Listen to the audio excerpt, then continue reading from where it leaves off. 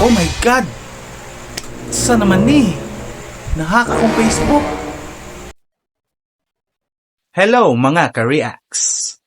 Ito, isa ng mga bagay na makakatulong sa atin guys. So, di ba nahahack yung Facebook natin? Usong-usok talaga yung nahahack yung Facebook. Kasi nakukuha nila yung IP address ng ating Facebook, ng mga account natin. Kaya kailangan nating i-prevent yan. So, paano i-prevent yan? Eto guys, kasi gumagamit tayo ng messenger natin. And then, nagbe-video call tayo, ganun. So, dun pala guys, pag hindi mo ito in-on pala yung setting na to, may posibilidad na mahahack yung ating Facebook. So, ito guys, tuturo ko sa inyo ang gagawin natin. So, step 1, i-open nyo yung messenger nyo. Ayan. And then, yung may 3 lines dito, i-click nyo yan. And then, after clicking that, lalabas yung setting.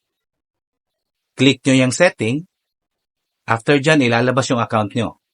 So, scroll down nyo lang guys hanggang makita nyo yung privacy and safety. Ayan. Click nyo yung privacy and safety. So, lalabas ngayon yung pipilian dyan, di ba? So, scroll nyo hanggang sa baba. And then, hanapin yung protect IP address in calls. Click nyo yan. And then, isa lang yan I-enable nyo guys. Pindutin nyo yan. And that's it. Yan lang guys. At protektado na tayo sa ating mga IP ads. So, I hope nakatulong guys. Follow and share.